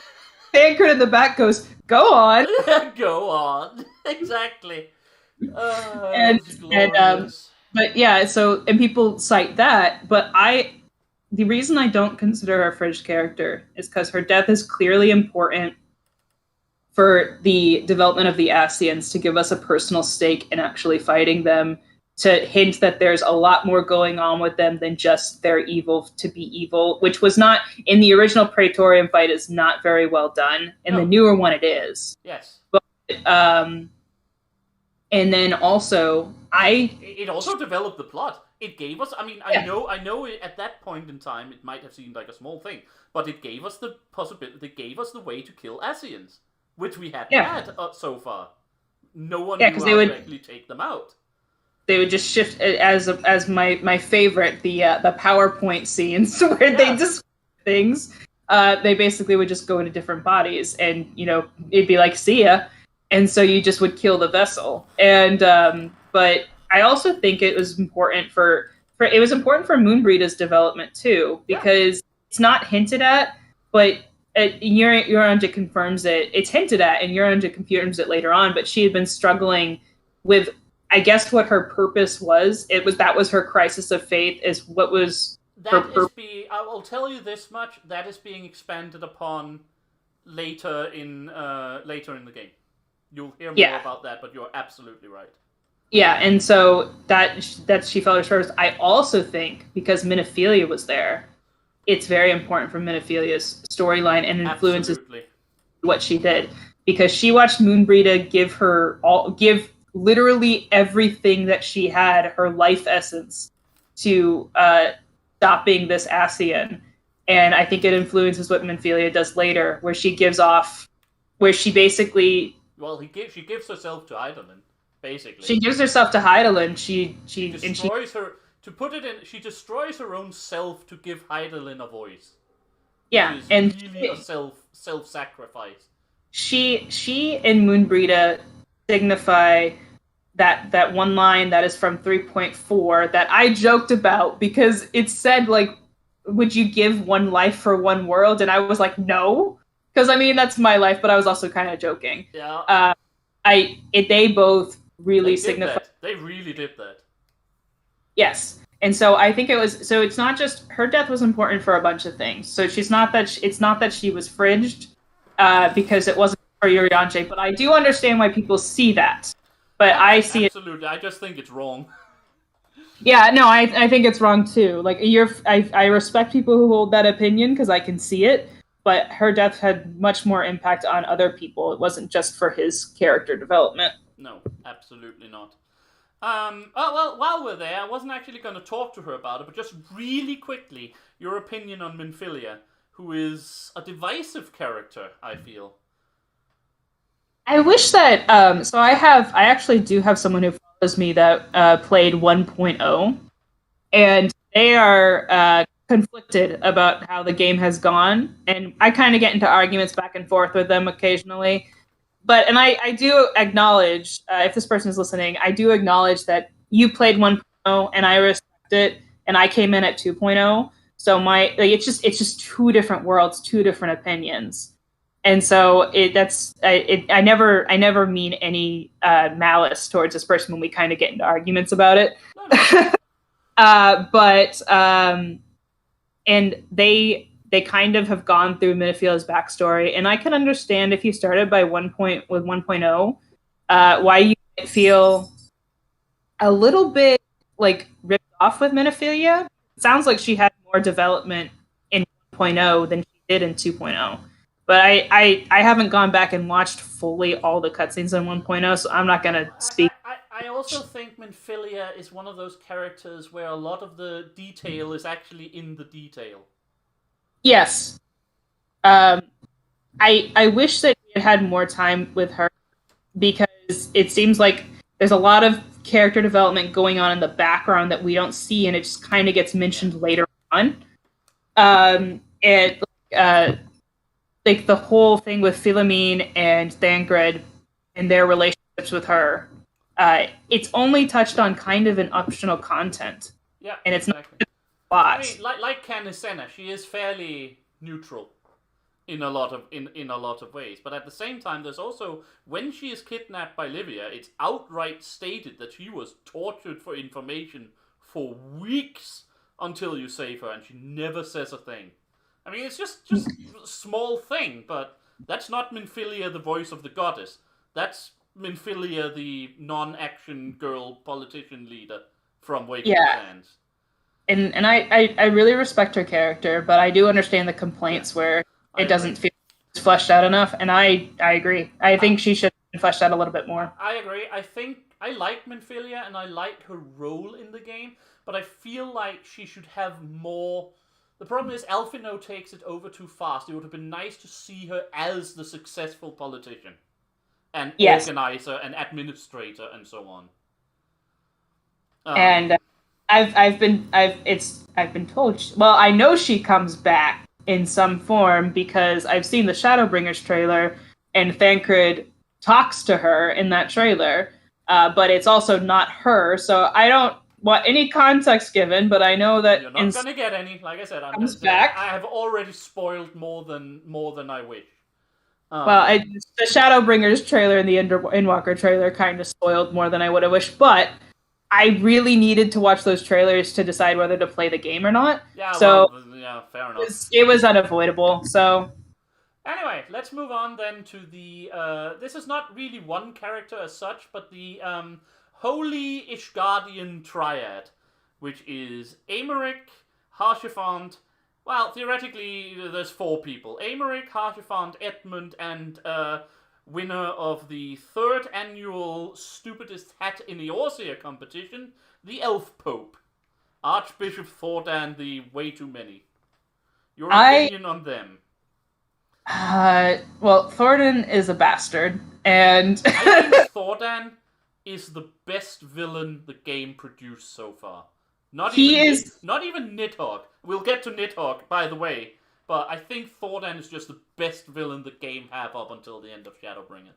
Heavensward, not Shadowbringers. He is the most unsympathetic villain so far. I mean, so the villains in the previous game, you have Gaius, and I actually I find Gaius interesting. I know he comes even back then because you have all of these Garleans who they look down on people as savages, and he's the first one that really doesn't.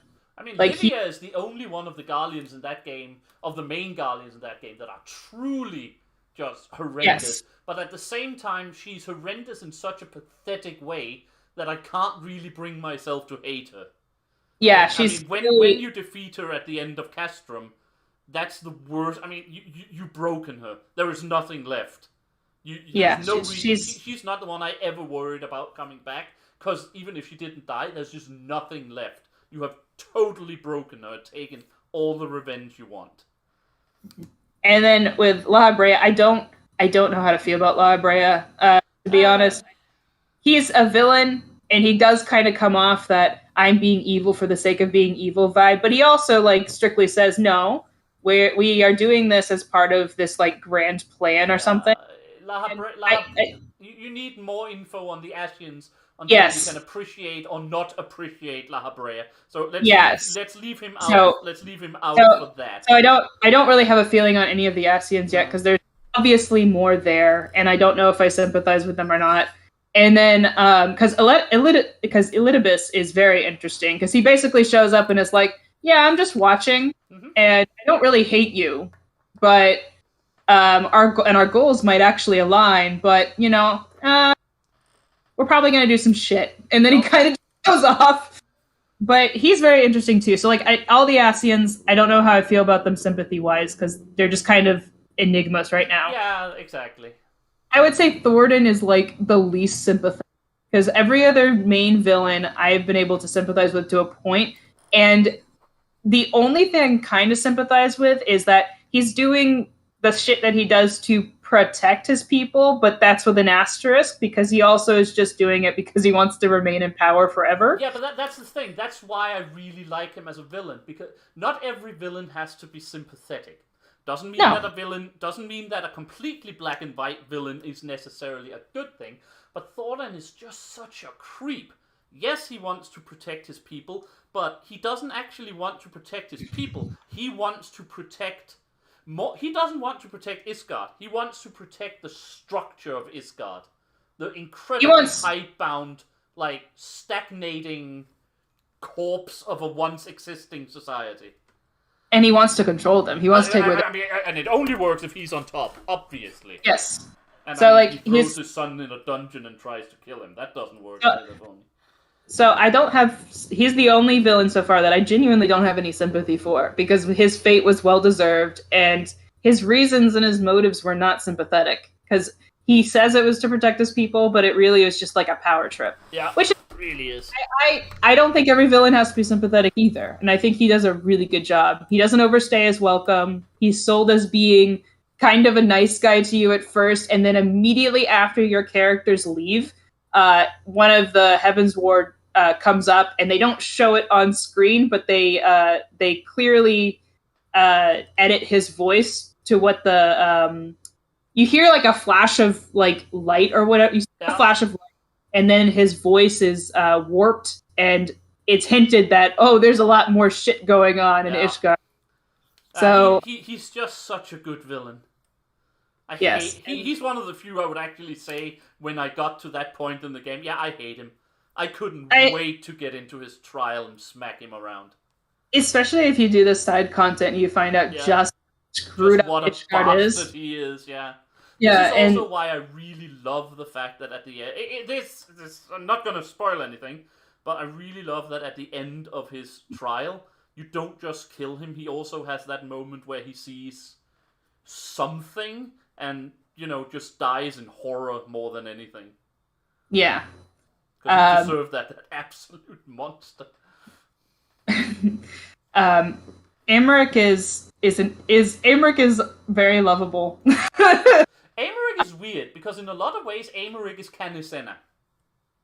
In a lot of ways they are the same, but I think it might be because Aymeric is active. You see him. You see what he does. You hear his arguments. You talk to him like you never do with Kane. So, in a lot of ways, they have the same kind of personality. It's just that Aymeric is active throughout the game. I understand why Aymeric has his fangirls and boys. I don't count myself within them, but Aymeric could very well be one of my best friends in real life. Neither. I am also not a fanboy or fangirl. Not that I don't think he's a good character, but I very clearly do not ship my Warrior of Light with him. But I understand why. He's a very noble character. He's As I used to say to Ekris, he is the best person so far in the game. yes. Just without just the most overall just good person in the game. That's Aymeric. He's the most honorable character. Yeah. And you see that in the patches before Heavensward, the ARR post patches, where he's the only Ishgard so far, the only Ishgardian besides Haurchefant who actually seems to give a shit about his men. Yeah. So like he won't send his men into these missions, even into the into Snow Peak, just because there might be heretics. He's like, no, I don't want to send you on a suicide mission because it's a suicide mission. And he's also willing to listen to Haurchefant, who, even though Haurchefant is not treated like most other bastards in Ishgard, it's very clear when you do Heavensward that bastards are not looked upon by. Even Artoriel has some issues with him in the beginning. That's very clear. Despite the fact that the four Toms in general have a very good family relationship. Yes. And he's willing to listen to Haurchefant, not only sing your praises, but also like, hey, can you come help? Which is kind of and like they're both bastards. Maybe there's some kind of camaraderie there. Yeah. But it's just interesting. But I mean, and that's the thing. He can maintain that relationship with everyone, including Estinian, who is a right bastard in a lot of ways. Mm-hmm. I mean, he isn't. Estinian is a great character, but we'll get back to Estinian, but that won't be for another couple of expansions. Yeah, and then you have Edmont and Haurchefant. They're not the same character. Edmont becomes your dad. Yeah. Like, I think he informally actually does adopt your warrior. He does. It's straight up said. When he at the end is like, you consider yourself a member of the family, there's absolutely no doubt that he considers you his son/daughter. No question. Yes. Yeah, so, and he really is just a great dad character, and when Haurchefant dies, I was already crying when he died, and then you go and tell Edmont, and he just collapses. I didn't cry when was Haurchefant inconsolable. died, but I actually, and I usually don't cry at video games, I broke down telling Edmund. I couldn't do it. It was just, because it hurt. I've seen parents lose their children, and it was so realistic. It was so they did a really good job. Good writing, so great. One thing ARR was lacking on was voice acting. Let's be fair about that. Yes. But the voice acting when at Edmund, it was just, oh man, I wish I could give you a hug, dude. I really wish I could give you a hug. Not that I know you're just a bunch of, but I want to give you one anyway. I headcanon that my character did. She gave him like a pat on the back or something. That's fine. I can live with that. I probably did the same. There's a lot of headcanoning interactions sometimes when, and I think it's just has to be in those situations. You don't see everything.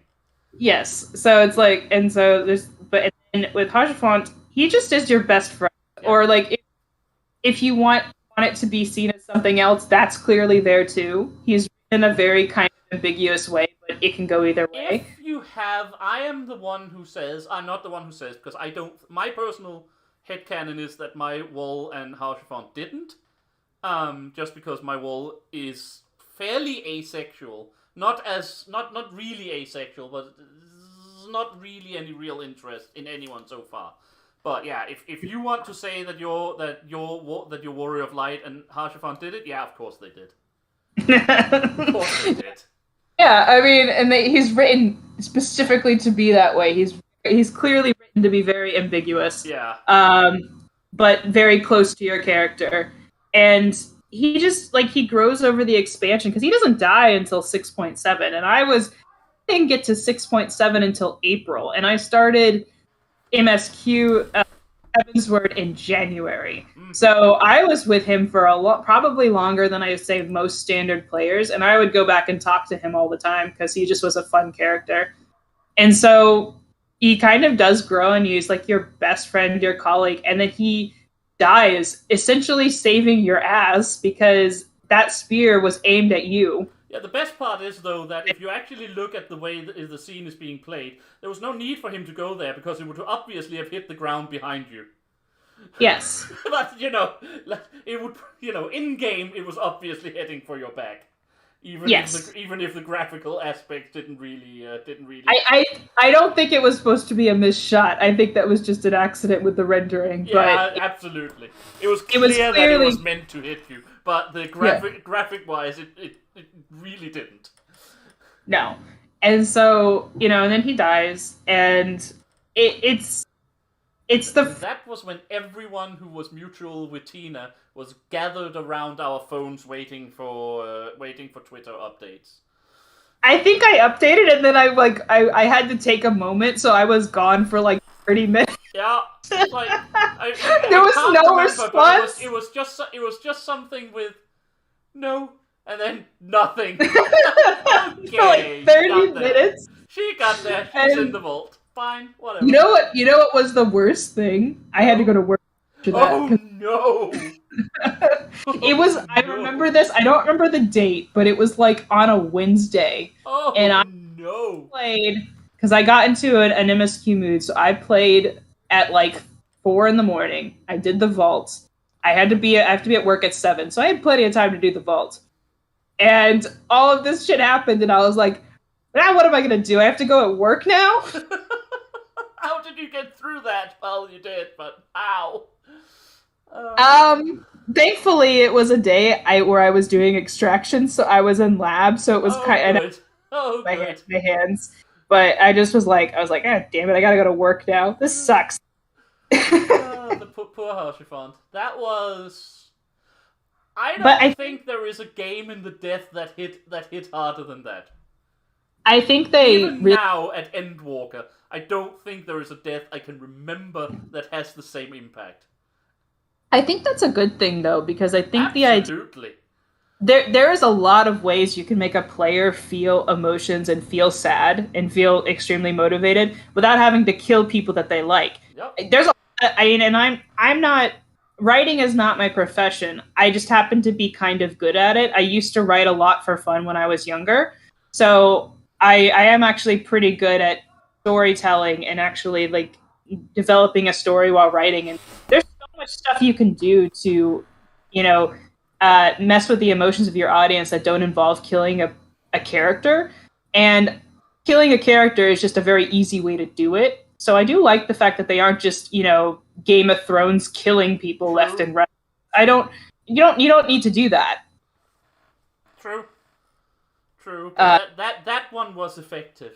And it was that one was necessary. Effective. It was necessary and it was effective because I think of all the people expected to die, I think Harshifant was the one that expected to die the least. Yeah, I mean, you expected it to be Aymeric. Yeah, the trope or the cliche would have said Aymeric any day. The fact that it was Harshifant, that you have this wonderful relationship, I think it was so well done. It hurt, and it was very well done. It was a very good decision, and it also like it's not the irony is not lost on me. It's never touched upon in game, but I just noticed it that the way Ishgard treats the lower people in society, the lower people as in the poor, but in the non-nobility, but bastards people, and bastards too, like because Aymeric and Harshifant are bastards of noble houses who grew up in nobility, and they're still treated kind of like shit. But then now that in the new Ishgard, they're the three bastards are the ones who save it. Is the most funny thing to me, and it's never touched upon in game. But that's the one thing I noticed when I was playing through it the first time. It's like you have these three bastard characters that are at the lower rungs of society that have every reason to hate Ishgard, and they don't. They want to make it fair. And Harshifant doesn't live to see that, but the other two do. So alright, let's go to the last character that I want to touch upon before we move on from that. Nidhogg. Your opinion on Nidhogg? I have a lot of sympathy. So I really do. I think everyone does. Because his plight is much more understandable, as is his anger. And the thing that I find, and it's one thing that I think Hraesvelgr alludes to, is that because they are immortal and they don't die. Yeah, and they have photographic. They have perfect recall memory. And so to them, it has not been a long time. It's only been 2,000 years.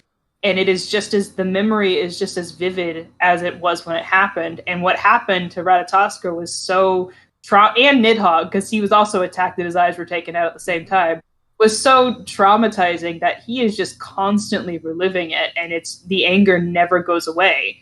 And yeah, Midgard's Orm says it at one point. He's basically insane. Yeah, I think either Midi says it or Hersfelger says it, but basically, like, he is not who he once was. He has lost himself to insanity. Yeah, it's just rage personified, basically. Yeah, the only thing you can do is put him down at that point, and I have so much sympathy for him, and it doesn't justify anything he did because he was. That's why it's so good. That's why he's such a good villain. Because yes, he really didn't. He was justified maybe in taking out the original Heavensward and the original King. Yeah, he was justified in that because they had.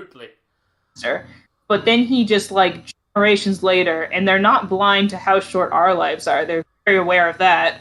So he knows that he's just by this point torturing people who don't even know what happened, and he is just like, I don't care. They need to feel my pain.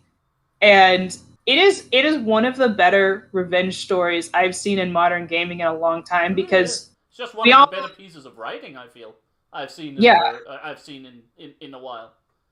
Because everyone knows that, like, revenge is not worth it. It's a very huge theme in writing. It's because it's true, but they did it in a very, like, neat way, because they had two characters that were somewhat obsessed with revenge. You have Nidhogg and you have Estinian, and they both take completely different paths. Whereas Nidhogg is consumed by it, Estinian just. So at the end of the day, he decides, I'm not doing this anymore because I saw what it did to Nidhogg, and I felt what it did to Nidhogg because they were briefly combined. Put it mildly. Let's put it mildly, and he's like, I don't want to end up like.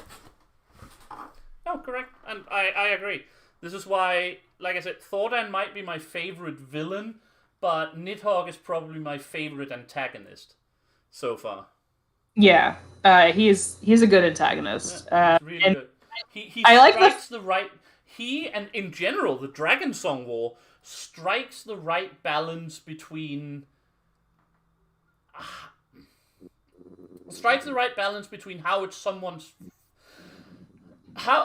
Sympathy and blame at the same time. Because god damn it, the Ishgardians deserve to get spanked around, but no. They didn't deserve a 1,000-year genocidal war upon a bunch of people who had no bloody clue what was going on. And that was essentially time, you can't. It was. Yeah. Sorry, I cut you off. Sorry. It was also just psychological warfare. Yeah. They said he did not want to genocide them. He wanted them to suffer. Yeah, exactly. But as far as they know, it's a genocidal war. Which it probably would have been. But that's why it's just so well written. There is a reason why Heavensward is, held in such esteem, and it's just such a good expansion. Again, we have talked about this. Everyone has talked about this on Twitter with you. The problem with Stormblood, I mean, you're starting to seeing some of the issues with Stormblood that people are talking about, but I still, to this day, don't think Stormblood is bad. I think Stormblood is a perfectly serviceable MMO expansion that just happens to be sandwiched in between the two greatest pieces of MMO writing of all time. And that's kind of what I'm seeing. I actually find Stormblood hella interesting. Mm-hmm. From what, granted, all of my opinions are based off of how far I am in game, and I have not left BC yet. No. So in my game, Gosetsu is still being held captive by Yotsuyu. So I can only speak to that point. Yeah, we're not getting into the whole Stormblood. We're going to have another one to deal I know with that aspect. So, but I know, but definitely it has a slower start than Heavensward. and see some problems already. But I don't think it's bad. I'm enjoying myself, and that has surprised people because a lot of people are like, "Oh, I thought the beginning was slow," and I was like, "No, the beginning was fascinating." But okay, but yeah, we'll get back to that with the when we do Stormblood. We'll get back to that when you get through it. I personally like Stormblood. It's just, again, it has the misfortune of being placed between Heavensward and Shadowbringer. You can it's like, very much look forward to Shadowbringer. It's like, how and do you follow Endwalker, by the way? I think Endwalker is right up there with them. That's my personal opinion. It's like Heavensward goes off stage, and Stormblood is like, how the fuck am I gonna follow that? Exactly. That's exactly what someone described it as at one point. Again, on Twitter or some discussion forum, was like, this is exactly what it is. Heavensward goes and sits down, and the teacher turns to Stormblood and say, "Now, what do you have for the class?" This potato that looks like Richard Nixon. Basically, or whatever. But yeah, no, that's absolutely it. Right, guys, I think that's it for now, because we've already been gone for quite a while, and even edited down, this is going to be a fairly long video. Well, podcast light can be long, but it's still gonna be long. But if any of you have any questions you want to ask, and we still have a few subjects, so yeah, I think you can expect a part 2 to this if Tina don't mind, but I don't think that'll be a problem, will it? No, I will come back for part 2. This was very fun. I enjoyed. It was super exciting, or super excited about this, and really lived up to it. And of course, eventually, once she's done, when the woman. When Tina is done with Stormblood, we'll work from there and so forth and so on. But until then, thank you very much for coming, Tina. Thank you very much for being here. This was absolutely awesome. I love this conversation. It was super fun. Thank you for having me. No one in my personal life offline plays Final Fantasy XIV, so I don't have an opportunity to discuss it with anybody except on Twitter. So this is really great. I love this. And this is exactly how I feel about it, so it's all very good. But thank you very much for now, and thank you very much for listening, guys. It'll probably take a few weeks for us to get around to shooting the next one, but then again, I don't know exactly when this one is going up, so maybe you'll get them very close together. But until then, thank you very much for listening to Sage Gaming Podcasts, and bye!